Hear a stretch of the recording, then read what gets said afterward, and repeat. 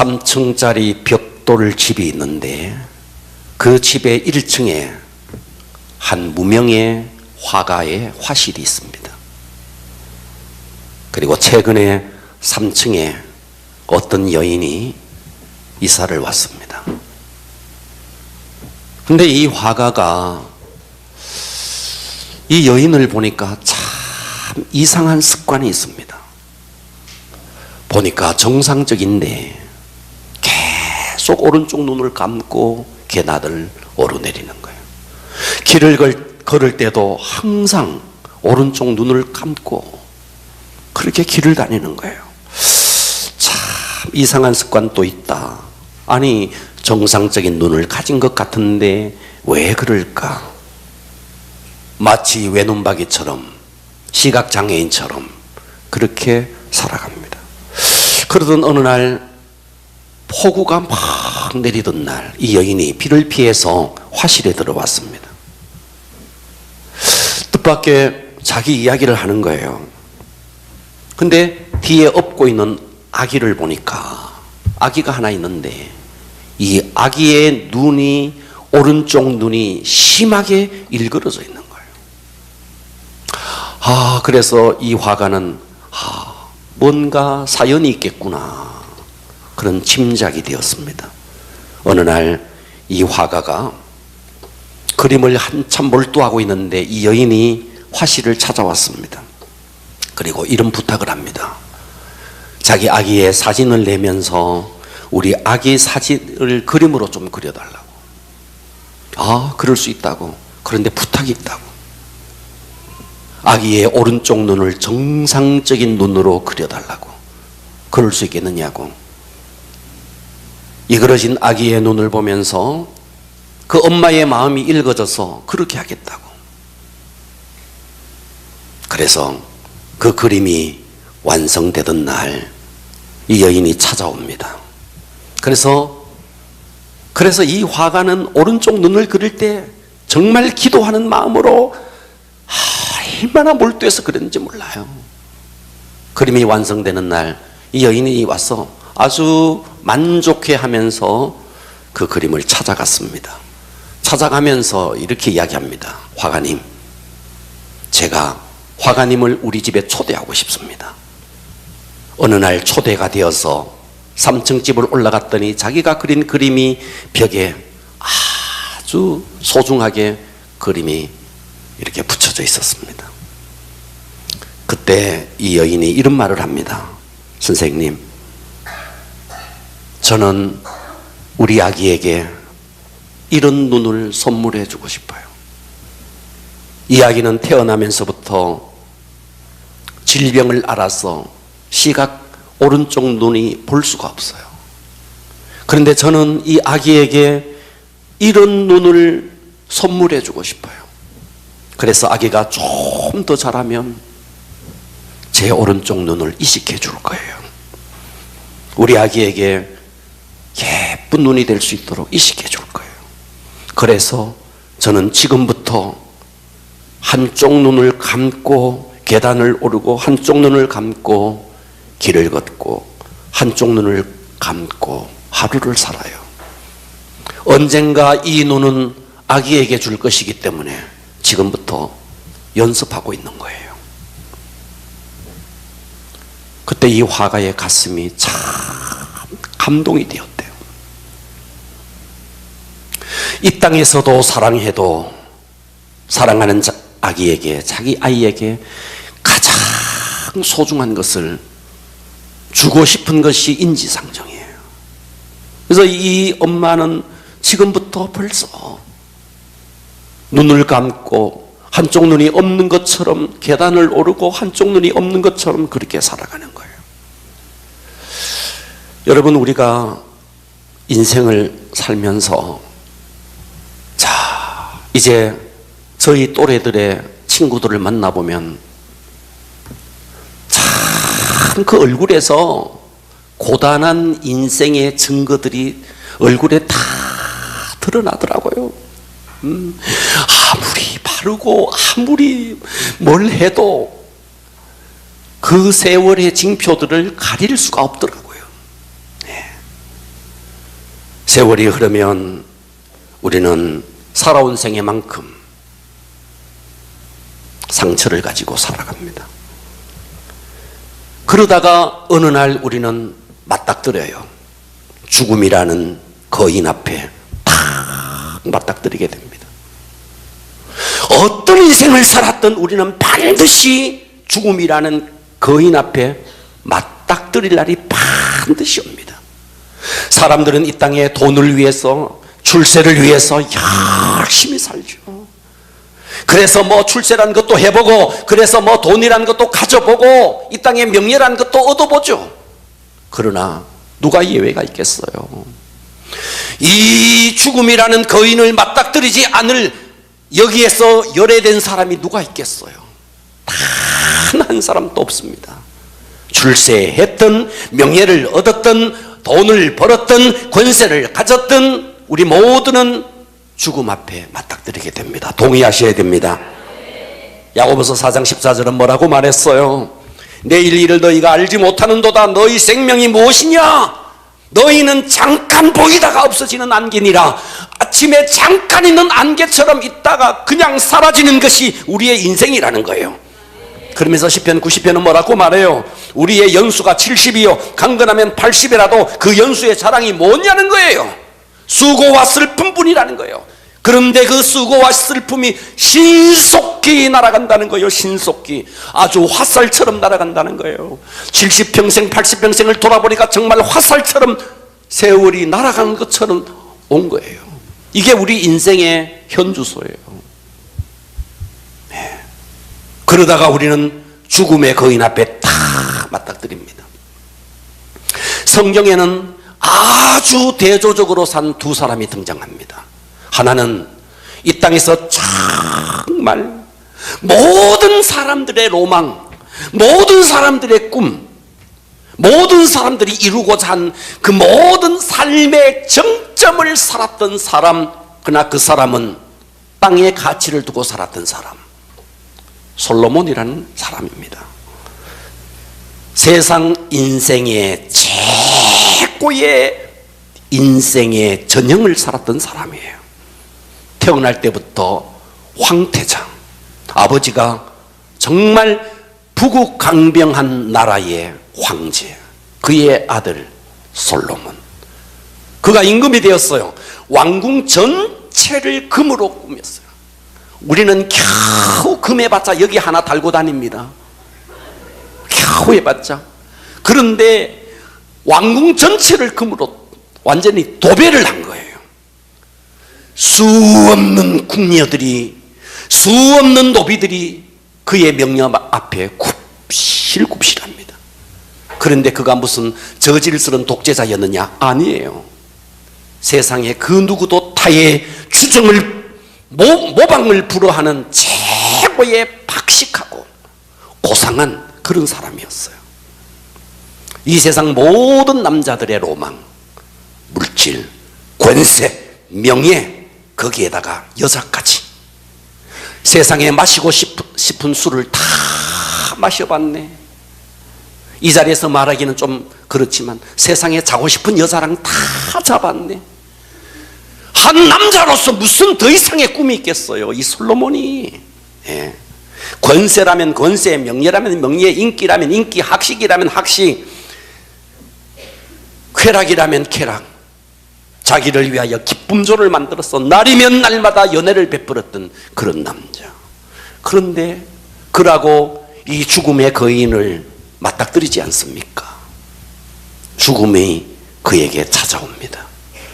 죽음의 거인 앞에 딱 맞닥뜨린 그날 솔로몬은 이렇게 고백하는 거예요. 전도서 1장 2절에 전도자, 이게 솔로몬이에요. 솔로몬이 말하는 거예요. 헛되다는 거예요. 내가 살아온 생애를 다 돌아보니까 헛되고 헛되며 헛되고 헛되노니 모든 것이 헛되도다. 전도서 2장 8절은 뭐라 그래요? 은금 왕들이 소유한 보배, 여러 지방의 보배를 나를 위하여 샀다는 거예요. 노래하는 남녀 인생들이 기뻐하는 처첩들을 많이 두었다는 거예요. 내가 이같이 창성하여 나보다 먼저 예루살렘에 있는 모든 자들보다 더 창성하니 내 지혜도 내게 여전하도다. 무엇이든지 내 눈이 원하는 것을 내가 금하지 아니하며 무엇이든지 내 마음이 즐거워하는 것을 내가 막지 아니하였으니 이는 나의 모든 수고를 내 마음이 기뻐하였음이라. 이것이 나의 모든 수고로 말미암아 얻은 몫이로다. 그 후에 내가 생각해 봤다는 거예요. 내 손으로 한 모든 일과 내가 수고한 모든 것이 다 헛되어 바람을 잡는 것이며 해 아래서 무익한 것이로다.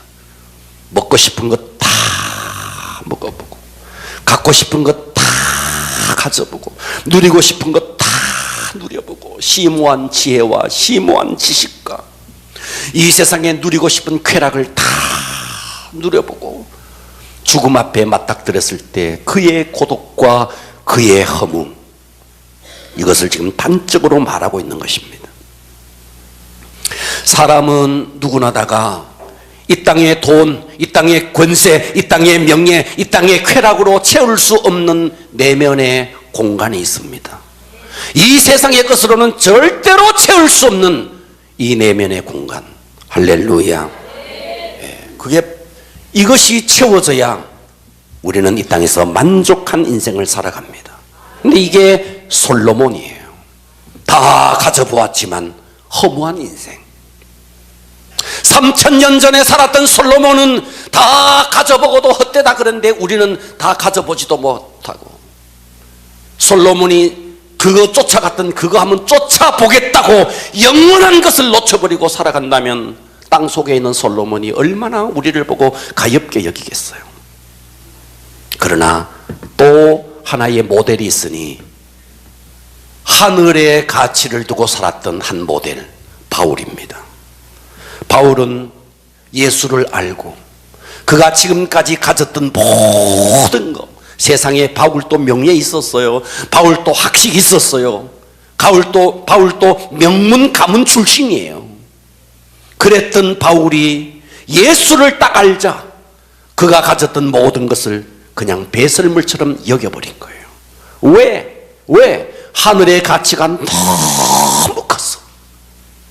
하늘의 가치가 너무 소중해서 이 땅에 내가 가지고 있는 이것은 너무 초라한 거예요. 그래서 예수 그 이름 때문에 허구한 날 맞고 굶주리고 옥에 갇히고, 아주 극단적인 표현처럼 보이지만 그는 죽도록 고생만 하다가 죽어버린 인생. 그런데 세월이 지난 지금 누가 바울을 헛된 인생을 살았다 그럽니까? 그리고 바울이 바보천치여서 그런 인생을 살았습니까? 바울만큼 똑똑하고 바울만큼 지혜로운 사람이 어디 있어요? 그런데 바울은 그 모든 것을 배설물처럼 버리고 살았어요. 바울이 어리석었어요? 바울이 머리가 없었어요? 아닙니다. 더 큰 것을 위해 작은 것을 희생한 것입니다. 더 아름다운 영광을 위해서 이 땅의 작은 영광을 희생한 것입니다. 아침 이슬처럼 잠시 있다가 없어지는 이 땅의 한 토막 인생, 그것을 아니까, 인생의 본질을 알고 인생의 본질의 그 목적을 아니까 정말 가치 있는 곳에 자기의 인생을 투자한 것입니다. 할렐루야. 대부분의 사람들은 성공 출세, 발버둥 치며 살아갑니다. 그러다가 자기에게 주어진 시간, 여러분들이 앞으로 몇 년을 더 살지는 모르겠지만 이미 정해져 있습니다. 하나님이 정해 놓았습니다. 그 하나님이 정해 놓은 그 시간을 다 소모한 어느 날 쭈글쭈글한 그런 얼굴하고 하얀 백발을 하고 우리는 이 땅에서 초라한 시신이 되어서 그분 앞에 서야 합니다. 그런데 하늘의 가치를 두고 살았던 바울은 그 죽음을 맞닥뜨렸을 때 바울은 어떤 고백을 합니까? 디모데후서 4장 6절에 전제와 같이 내가 벌써 부어지고 나의 떠날 시각이 가까웠도다. 나는 선한 싸움을 싸우고 나의 달려갈 길을 마치고 믿음을 지켰으니 이제 후로는 나를 위하여 의의 면류관이 예비되었으므로 주 곧 의로우신 재판장이 그날에 내게 주실 것이며, 믿으십니까? 내게만 아니라 주의 나타나심을 사모하는 모든 자들에게도다.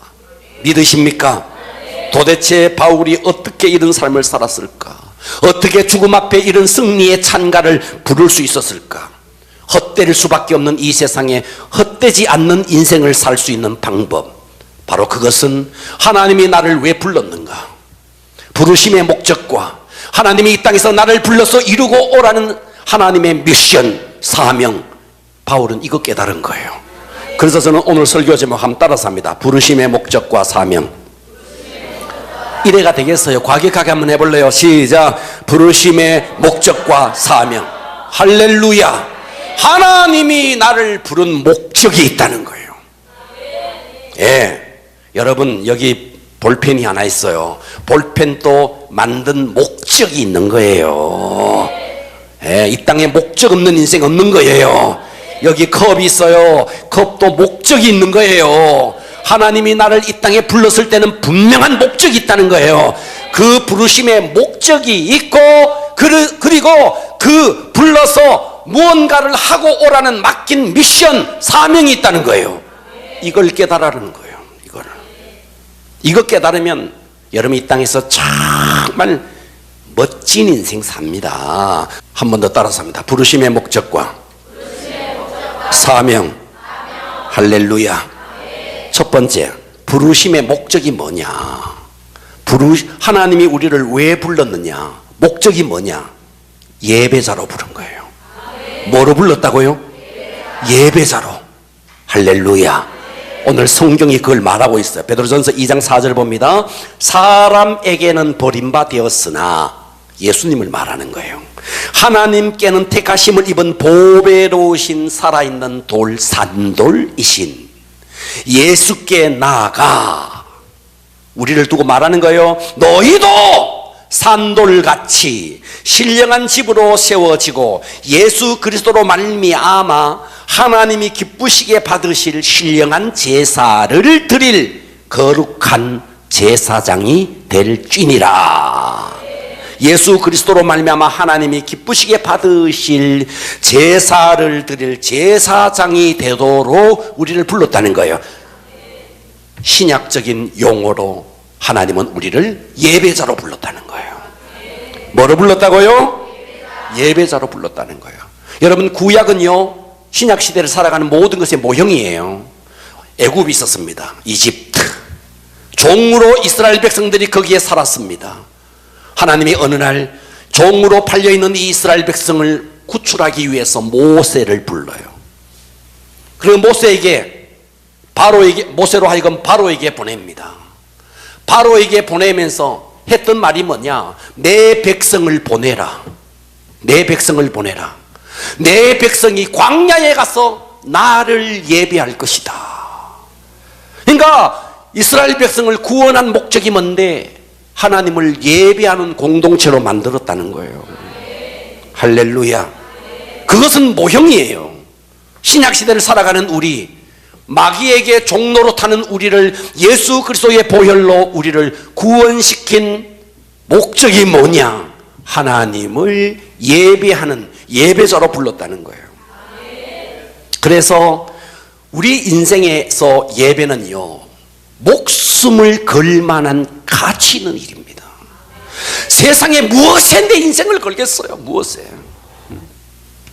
저는 젊은 시절, 지금 또 젊지만 젊은 시절 내 인생을 걸 만한 게 도대체 뭘까? 자꾸 찾았어요. 내 인생을 걸 만한 거. 내 청춘을, 내 젊음을 투자할 곳이 도대체 뭔가? 그게 운동인가? 아니더라고요. 공부인가? 아니더라고요. 직장에 다녀봤어요. 아니더라고요. 내 인생, 내 젊음, 이것을 던질 때가 어딘가? 예수를 만난 어느 날 그분이 내 인생의 깃발이 되더라고요. 예수를 만난 그날 그분이 내 인생의 비전이 되더라고요. 할렐루야. 예배가 뭐냐? 예배는 말이죠, 영어로 worship이라 그럽니다. worship. 뭐라고요? worship이에요. worship. 그런데 이 worship이 어디서 나왔느냐? worth라는 가치에서 나오죠. 가치. 그러니까 하나님 앞에 예배하는 이 월십은 뭐냐 하면 가치 있는 분에게 가치 있는 것을 드리는 것이 예배예요. 할렐루야. 그래서 가치 있는 분에 대한 나의 태도가 예배예요. 예배. 그래서 우리는 예배를 통해서 하나님 만나고 예배를 통해서 하나님의 음성을 듣고 예배를 통해서 우리의 믿음이 자라가는 겁니다. 다윗을 보면요, 자 3,000명이 지금 다윗을 죽이려고 무장해서 따라다닙니다. 여러분 상상을 한번 해볼래요? 한두 명이, 한 5, 6명이 전문 킬러가 되어서 총을 들고 칼을 들고 여러분을 죽이려고 지금 다닌다. 잠이 오겠어요? 그런데 다윗은 말이죠, 3,000명의 무장한 군사가 다윗 하나 이거 잡으려고 샅샅이 뒤지는 거예요. 그러던 어느 날 이 다윗이 잠을 자고 일어납니다. 시편 30편 11절에 보면 그가 깨어나서 이렇게 하나님을 찬양합니다. 주께서 나의 슬픔이 변하여 내게 춤이 되게 하시며 나의 베옷을 벗기고 기쁨으로 띠띠우셨나이다. 이는 잠잠하지 아니하고 내 영광으로 주를 찬송하게 하심이니 여호와 나의 하나님이여 내가 주께 영원히 감사하리라. 그 절박한 삶의 위기와 풍랑 속에서 지금 이 다윗의 고백이 뭐예요? 슬픔이 변하여 춤이 되게 한다는 거예요. 자, 이게 예배자의 진정한 모습이에요. 우리는 내 삶에 조그만 어려움이 있으면 예배 자리에 와서 무조건 무너지는 거예요. 예. 내 삶이 조그만 어려우면 예배 자리에 와서 그냥 퍽퍽 자빠지는 거예요. 예배는 가치 있는 분에 대한 나의 태도예요. 태도. 오늘 여러분의 태도를 좀 달리 하셔야 됩니다. 예배는 바로 하나님이 나를 부르신 목적이라는 거예요. 그러므로 우리는 이 땅에서 그분을 예배하며 사는 겁니다. 두 번째, 그러면 그렇게 불른 우리에게 주신 미션, 사명이 뭐냐는 거예요. 그 사명은 전도자의 사명을 주신 겁니다. 자, 베드로전서 2장 9절에 보면 그러나 너희는 택하신 족속이요 왕같은 제사장들이요 거룩한 나라요 그의 소유된 백성이니, 이 전반절은 말이죠, 전반절은 바로 우리의 신분을 말합니다. 우리가 하나님 앞에서의 어떤 신분인가? 택하신 족속이라는 거예요. 왕같은 제사장이라는 거예요. 그의 소유된 백성이라는 거예요. 이게 하나님 앞에서의 우리의 신분이에요. 그러면 후반부는 어떻게 되는가? 이렇게 하나님 앞에서 이 신분을 가진 자는 어떻게 살아야 되는가? 이는 왜 내가 너희에게 이런 신분을 주었는지 아느냐? 왜 왕같은 제사장으로 거룩한 나라로 너희를 불렀는지 아느냐? 이는 너희를 어두운 데서 불러내어 그의 기이한 빛에 들어가게 하신 이 예수 그리스도의 사랑, 이것을, 이 아름다운 덕을 선포하게 하려 하심이라. 그러니까 우리의 이 후반절은 우리의 사명을 말하는 겁니다. 우리가 좀 전에도 찬양을 불렀어요. 이 찬양이 이 부분을 잘 반영해 주고 있습니다. 당신은 사랑받기 위해, 그리고 그 사랑 전하기 위해 주께서 택하시고 이 땅에 심으셨네. 또 하나의 열매를 바라시며.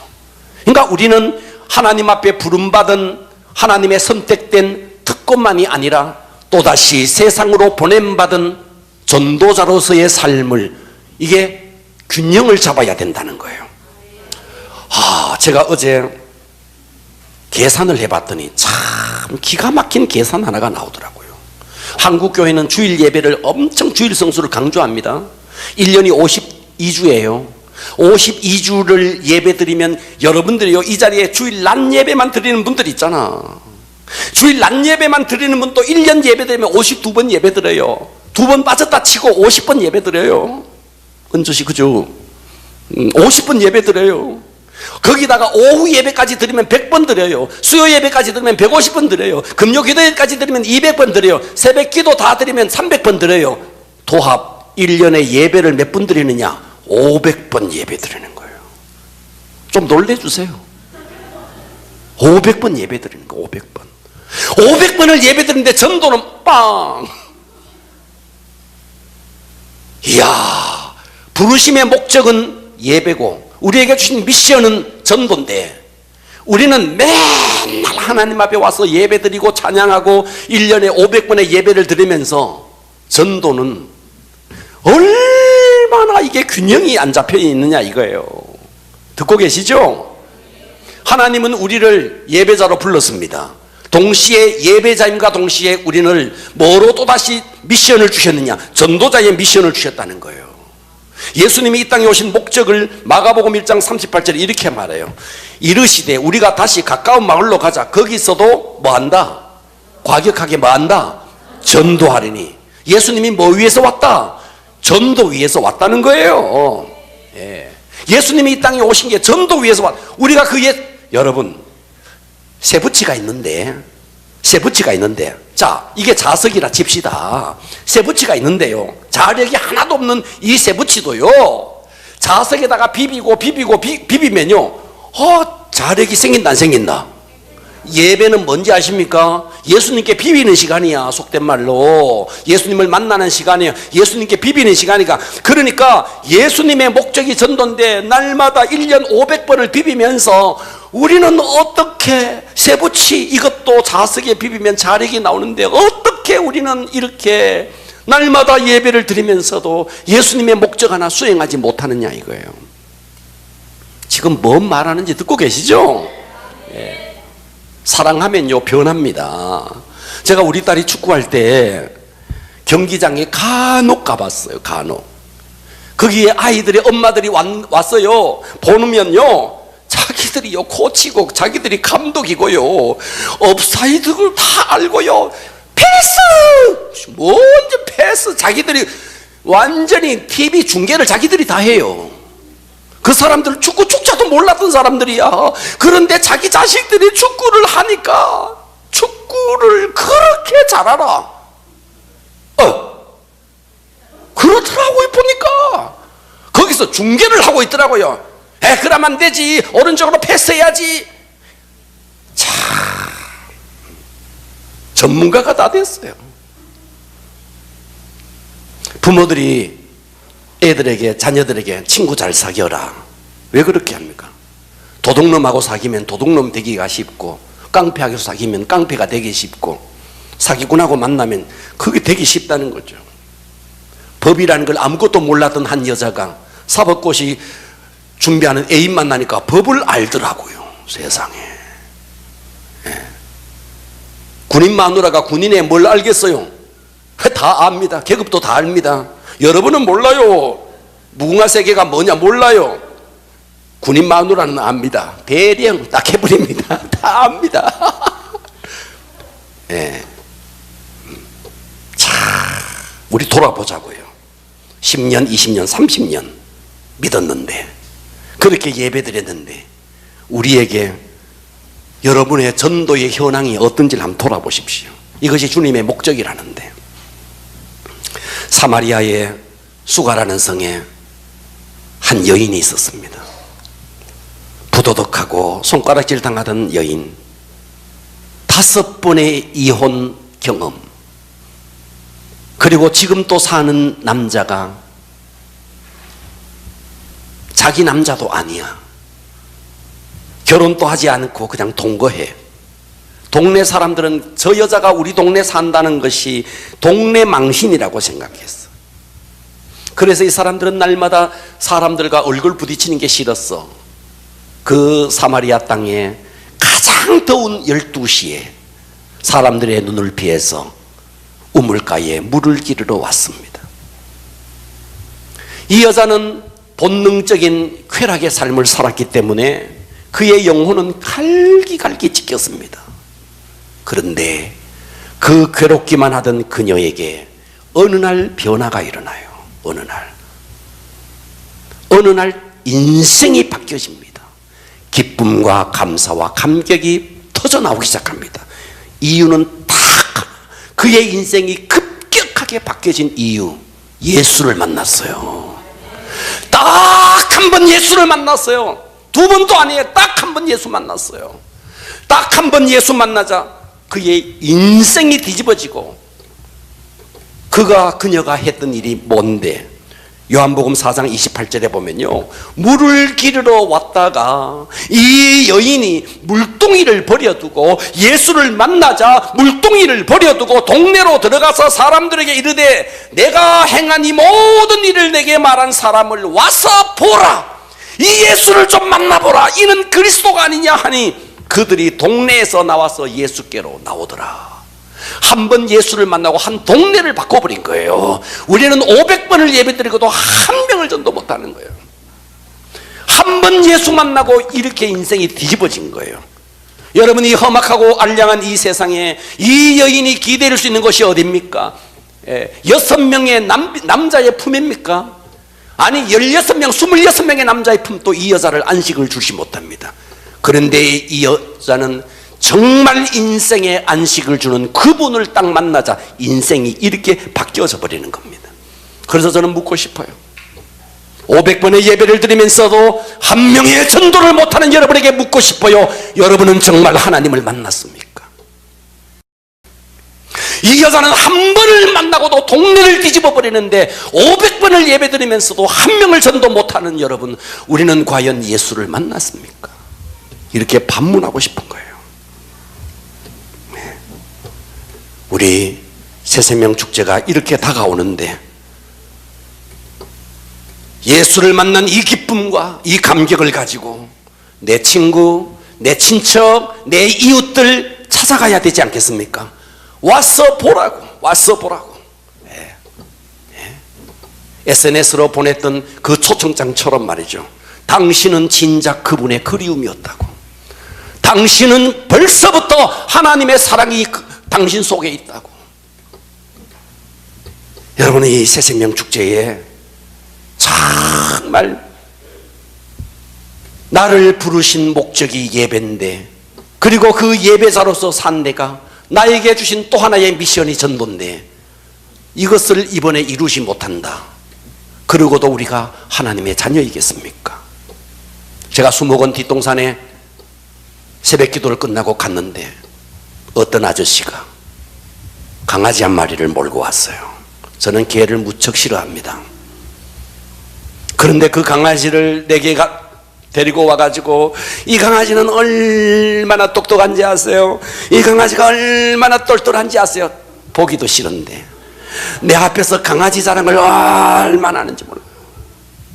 그래서 슉 하니까 나를 싫어하더라고요. 왜? 나도 싫어하니까 아유, 거기서 뭘 탁 던지니까 탁 쳐가더니 물고 오더라고요. 우리 강아지 똑똑하지요. 내한테 강아지 자랑을 계속 하더라고요. 더러워 빠진 강아지를 그렇게 자랑하더라고요. 제가 어떤 사람 만났는데, 우와, 내가 어디에 가서 식당에 가서 밥을 먹었는데 세상에 그렇게 맛있는 식당을 본 적이 없다고 입에 침이 마르도록 식당 자랑하더라고요. 내가 언제 어디에 영화를 봤는데 그 영화 너무 멋있더라고. 니도 가서 영화 보라고 영화 자랑하더라고요. 영화 그거 전부 다 허구입니다. 허구. 근데 그거 자랑하더라고요. 여러분, 강아지도 자랑하고 식당도 자랑하고 영화도 자랑하는데, 여러분 나를 보세요. 죄가 아니면 설명이 되지 않는 나, 죄 중에서 태어나 죄 중에 살다가 죄 중에서 지옥 가서 영원한 형벌을 당할 나, 그런 나를 위해서 하나님이신 그분이 이 땅에 오셔서 십자가에서 온몸에 물과 피를 흘리시면서 나를 구원해 주셨다. 이 주님의 사랑, 이것을 강아지 사랑하는 것보다도 못해서야 되겠느냐는 거예요. 돈 낼 거 다 내고 밥 먹은 그 식당 자랑하는 것만도 못해서 되겠느냐는 거예요. 있을 수도 없는 허구의 세계를 그린 영화보다도 못해서 되겠느냐는 거예요. 여러분, 주님은 우리를 왜 불렀느냐? 예배자로 불렀어요. 이제 어떻게 살아야 되느냐? 예배를 드리고, 예배를 통해서 은혜 받고, 예배를 통해서 체험을 받고, 예배를 통해서 생명을 공급받고, 우리는 나가야 되는 거예요. 나가서 복음을 증거해야 되는 거예요. 할렐루야. 여기서 설교를 끝냈으면 좋겠지만 하나 더 해야 합니다. 세 번째, 전도를 한 사명을 감당한 자에게 주어지는 축복이 뭔지 이거를 깨닫기를 바랍니다. 신명기 21장 28장 1절에 보면 내가 네 하나님 여호와의 말씀을 듣고, 오늘 이 말씀을 들었습니까? 내가 오늘 내게 명하는 그의 모든 명령, 이 명령을 행하면 전도하라는 말이에요. 네 하나님 여호와께서 너를 세계 모든 민족 위에 뛰어나게 한대요. 복된 귀가 되기를 바랍니다. 세상에서 가장 머리 좋은 사람은 하나님의 말씀을 그대로 믿어버리는 사람입니다. 왜요? 말씀은 진리이기 때문에. 세상에서 가장 골통, 가장 머리가 나쁜 사람은 하나님의 말씀을 자기 생각으로 판단하는 사람입니다.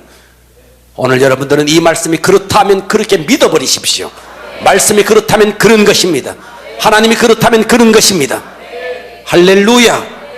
말씀을 지키면 세계 모든 민족에 뛰어난대요. 누가복음에 뭐라고 말했는지 아세요? 누가복음 12장 41절에 보면 주께서 이르시되 지혜 있고 진실한 청지기가 되어 주인에게 그 집 종들을 따라서 합니다. 때를 따라 양식을 나눠줄 자. 때를 따라 양식을 나눠줄 자가 뭐냐? 전도자예요. 전도자. 세상에 양식이 없어서, 영적인 양식이 없어서 가려지고 있는 거예요. 그들에게 때를 따라 양식을 나눠줄 자가 누구냐? 전도자가 이 사람이에요. 43절 뭐래요? 주인이 이를 때 그 종이 그렇게 하는 것을 보면 그 종은 뭐가 있다? 복이 있으리로다. 전도하는 자 복이 있으리로다. 내가 참으로 너에게 이르노니 주인이 그 모든 소유를 그에게 맡기리라. 전도하는 자에게 하나님의 소유를 맡긴다는 거예요. 그러나 45절 만일 그 중에 그 종이 마음에 생각하기를 주인이 더디오리라 하여 남녀 종들을 때리며 먹고 마시며 취하게 되면 생각지 않은 날 알지 못하는 시각에 그 종의 주인이 이르러 엄히 때리고 신실하지 아니한 자의 밭을 벌에 처하리니 주의 뜻을 알고도 준비하지 아니하고 그 때대로 행하지 아니하는 종은 많이 맞는데요. 따라서 합니다. 말씀이 그렇다면 그런 것입니다. 여기에 지금 청지기가 나와요. 청지기는요, 지금으로 말하면 직장의 직원이에요. 직원. 우리는 다 하나님 나라의 직원이에요. 직원은요, 눈치가 빨라야 됩니다. 세상 직장에서도요, 직원은요, 윗선 사장의 눈치를 보면 눈치가 빨라야 됩니다. 우리는 하늘나라 청지기예요. 눈치가 빨라야 됩니다. 하나님이 뭘 원하시는지. 하나님이 원하는 거는 우리를 예배자로 부른 거예요. 그리고는 우리에게 미션을 줬어요. 그게 뭔데? 복음을 전하라는 거예요. 그래서 지혜로운 성도는 복음을 전하는 거예요. 이사야서 60장을 보십시오. 4절을 보면 내 눈을 들어 사방을 보라. 무리가 다 모여 내게로 오는 이런 역사가 있기를 바랍니다. 네 아들들, 여러분의 아들들이 먼 곳에서 주께로 돌아오기를 바랍니다. 네 딸들이 주님의 품에 안기기를 바랍니다. 그때에 네가 보고 기쁜 빛을 내며 네 마음이 놀라고 또 화창하리니 이는 여러분들이 가족을 전도하고 여러분이 자녀를 전도할 때 어떤 일이 일어나는가? 바다의 부가 내게로 오며, 아멘 합시다. 바다의 부가, 전도하는 여러분에게 바다의 부가 온다는 거예요. 이방 나라의 재물이 내게로 온다는 거예요. 그렇습니다. 여러분, 세상의 모든 역사, 세계의 모든 역사는 복음을 중심으로 돌아갑니다. 틀림없습니다. 이 땅의 세계 모든 흥망성쇠가 복음을 중심으로 흥망성쇠가 이루어졌습니다. 복음이 유대 땅에 떨어졌죠. 그런데 이 유대 땅에서 복음을 배척했죠. 사마리아로 갔습니다. 사마리아에 왔던 그 복음이, 사마리아가 복음을 배척했죠. 소아시아로 갑니다. 에베소, 스무나, 버가모, 두아디라, 사데, 빌라델피아, 그 소아시아가 불꽃처럼 복음이 타올랐습니다. 소아시아가 복음을 배척합니다. 북유럽으로 갑니다. 북유럽에 갔던 복음이 또다시 복음을 배척합니다. 영국으로 갑니다. 영국에 갔던 복음이 또다시 복음을 배척합니다. 대서양을 건너갑니다. 미국으로 건너갑니다.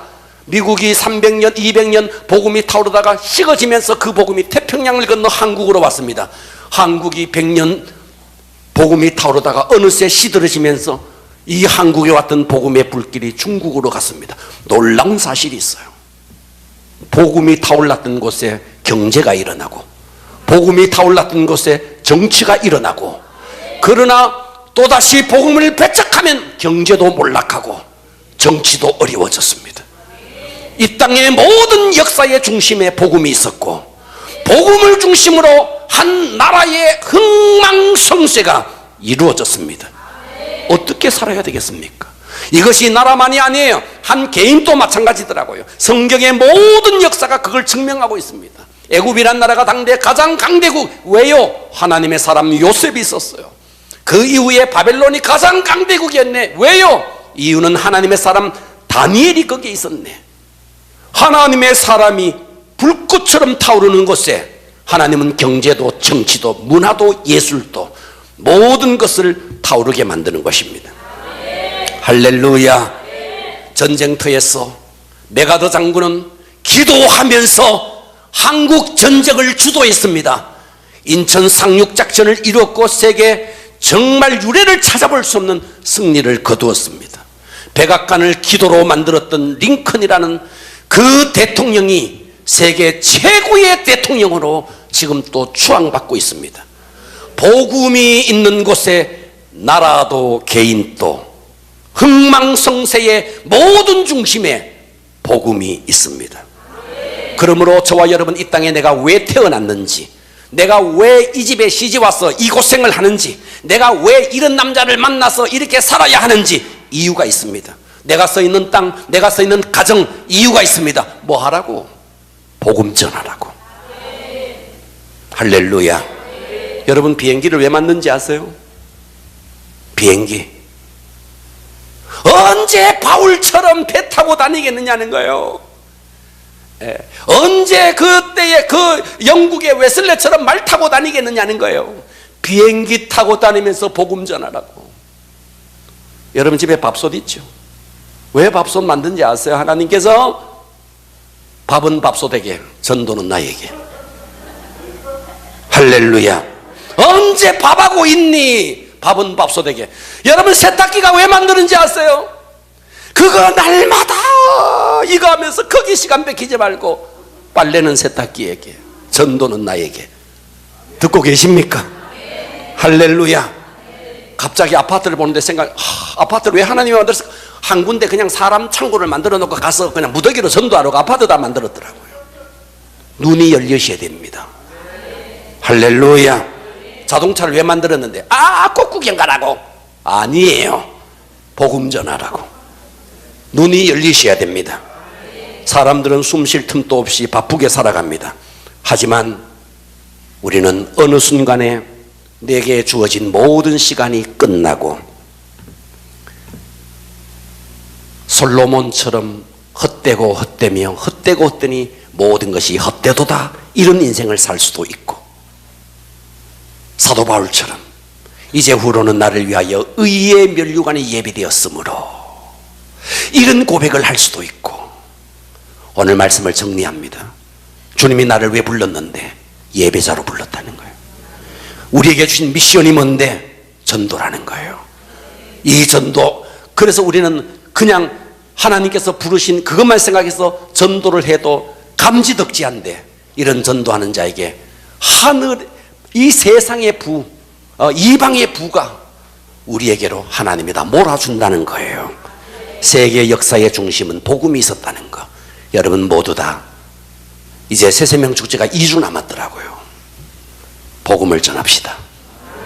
이번에 이 기회에 정말 여러분 한 명 이상 이 자리에 꼭 모시고 오고 기도하고, 그날 압니까? 하나님의 불이 이 자리에 떨어져서 그 사람이 그날 예수 영접하고 어떤 역사가 일어날지 우리 하나님을 기대합시다.